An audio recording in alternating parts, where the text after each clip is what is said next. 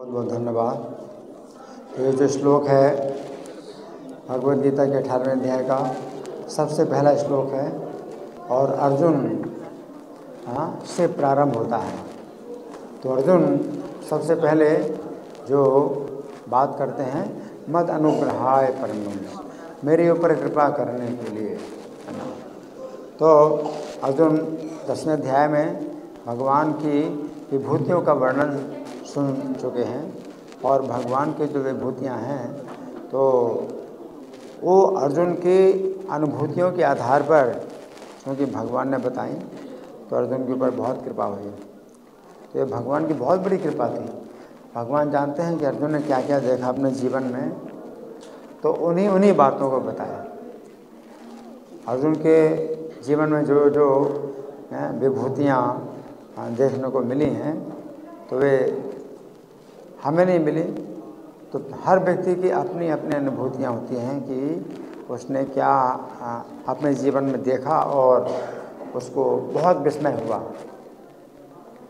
तो विस्मय करने वाली बहुत चीज़ें हैं अर्जुन ने जो देखी, तो हमने अपने जीवन में कुछ दूसरी चीज़ें देखी विस्मय करने वाली। तो फिर भगवान जो है बताते हैं कि हर व्यक्ति जो है अपने जीवन में कोई भी जो विस्मय करने वाली वस्तु देखता है तो उसे देखना चाहिए कि वो मेरे तेज के अंश से उत्पन्न हुई है। तो अर्जुन कहते हैं कि मेरा मोह है दूर हो गया है।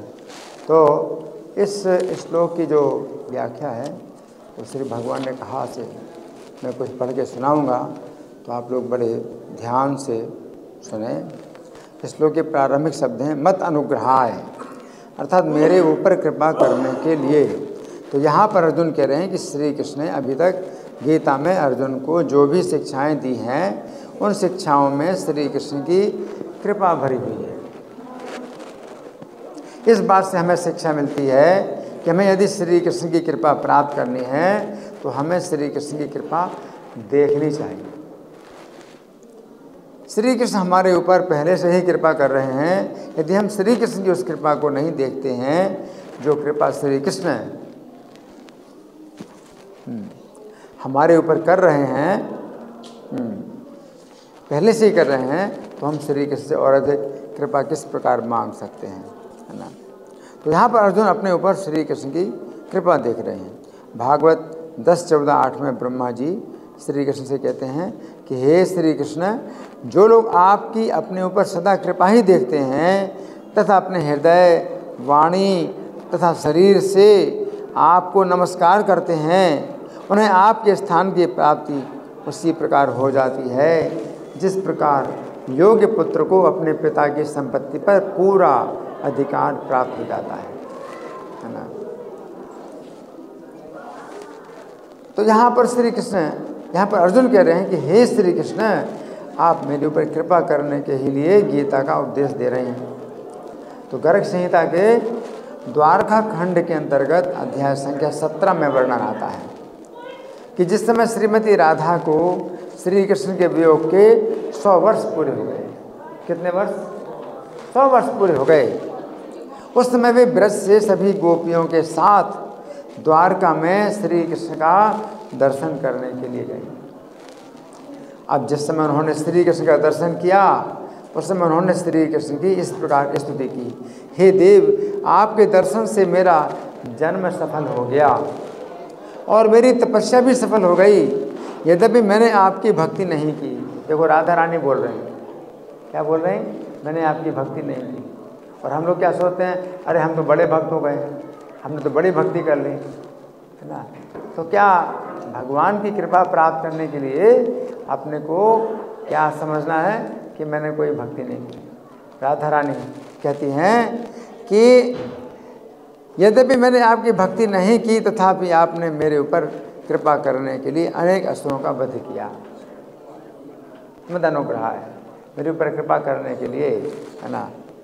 मेरे ऊपर आपकी ऐसी कृपा हुई कि आपने मेरे लिए गोवर्धन पर्वत को धारण किया। इस प्रकार हम देखते हैं कि राधा रानी और ब्रज की गोपियाँ सदैव अपने ऊपर श्री कृष्ण की कृपा के दर्शन किया करती थी। तो यहाँ पर अर्जुन कह रहे हैं कि श्री कृष्ण ने जो उपदेश दिए हैं वे परम गोपनीय हैं। इसका अर्थ है कि श्री कृष्ण स्वयं अपने विषय में ये बातें छिपाते हैं। हाँ, तो जीवन में एक बार अर्जुन को ही बता रहे हैं जो छिपी हुई बात, जिसको हमेशा छिपाते हैं, जीवन भर छिपाते हैं श्री कृष्ण, उसी को जो है अर्जुन को बताते हैं।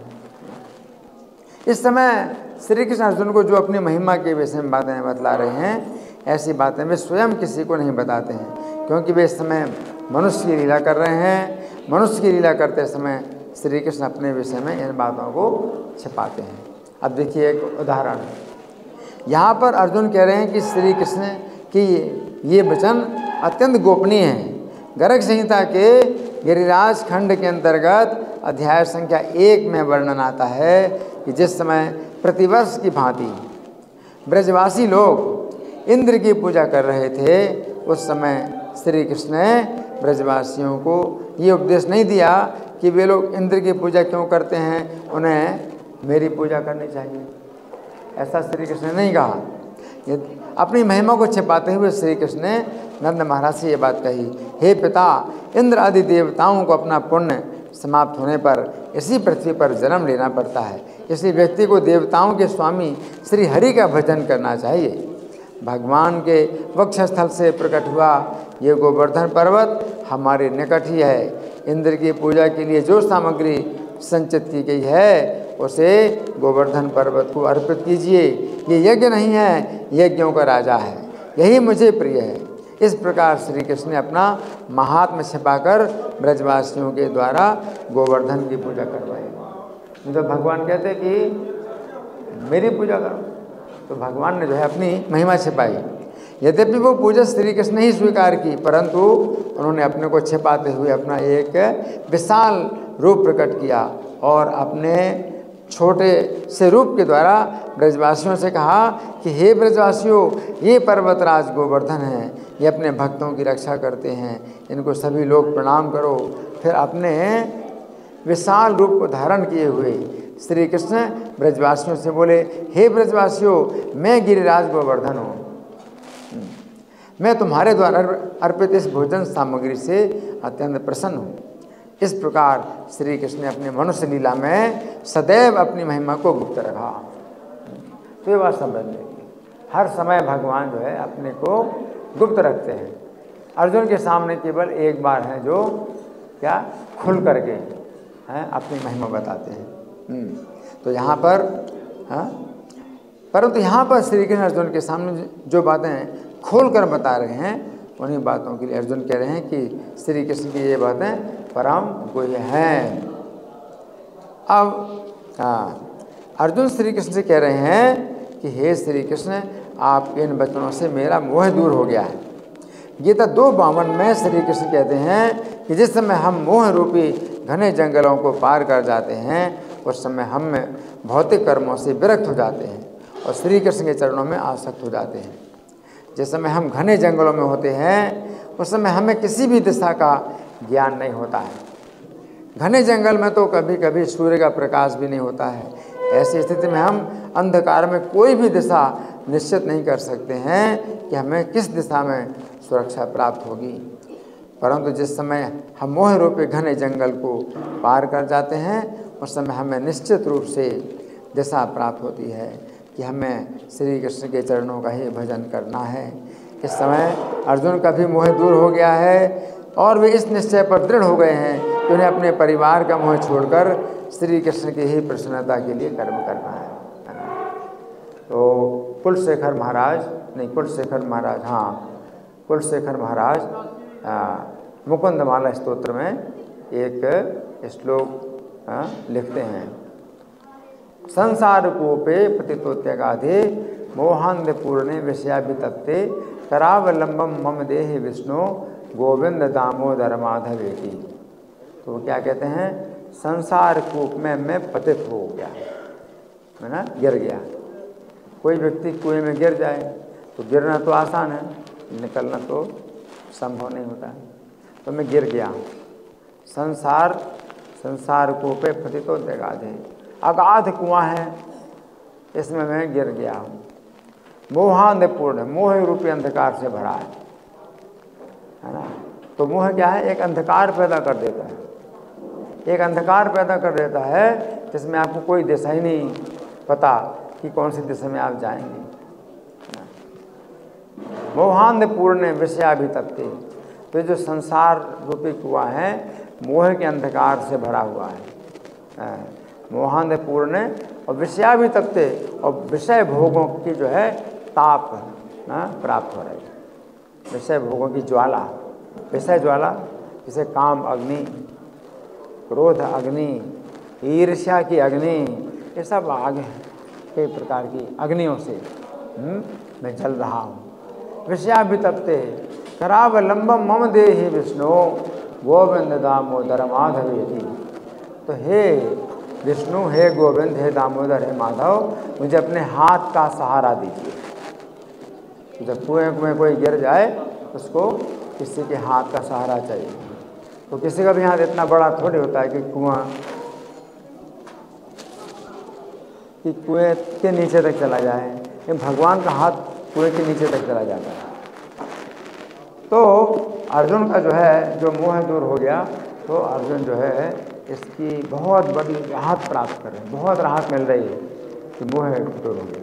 कि अर्जुन मोह में जो है इस प्रकार से फंस गए थे कि अपना जो है वो कर्तव्य ही अब जो है निश्चित नहीं कर पा रहे हैं। और अर्जुन कहते भी हैं कि कार्पण्य दोषों पर स्वभावा, मोह ने उनको जो है कायर बना दिया।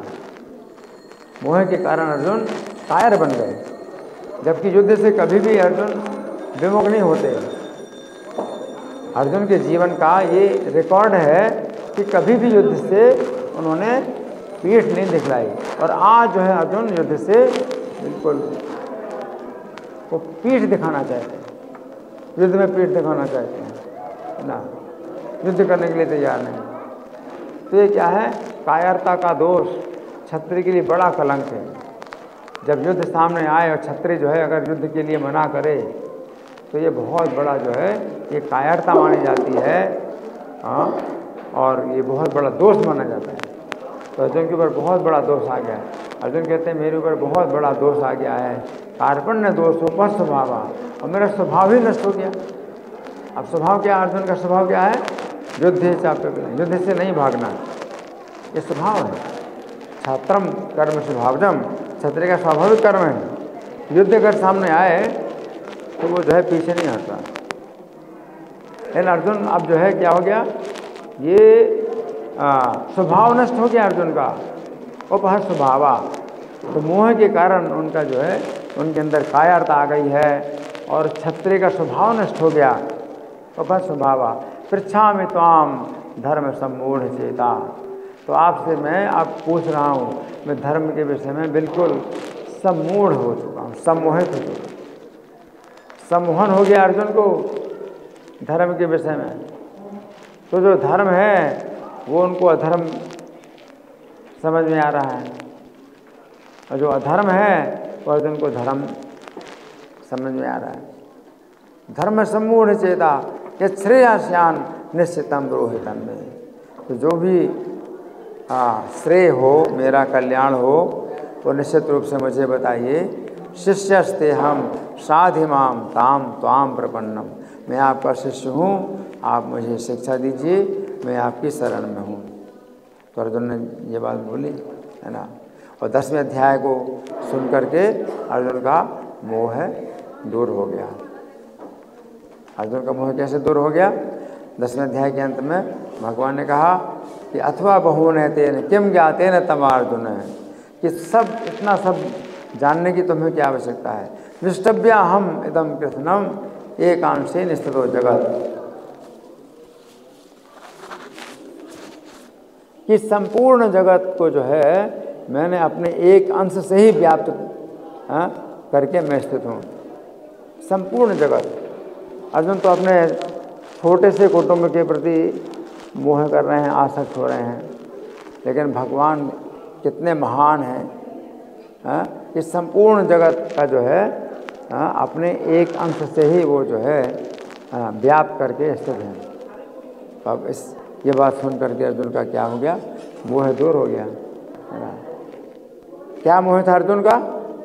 अर्जुन का मोह था कि मैं ये जो मेरे कुटुंब है, ये सब कुटुंब के लोग हैं, तो मेरा यही कर्तव्य है कि मैं इनकी रक्षा करूं, मैं इनका पालन करूं, मैं इनको सुख प्रदान करूं। अर्जुन का ये जो है मोह बना हो। लेकिन जब भगवान कहते हैं कि संपूर्ण जगत को मैं अपने शरीर के एक अंश के द्वारा ही धारण किए हुए, भगवान धारण कर रहे हैं, भगवान पालन कर रहे हैं।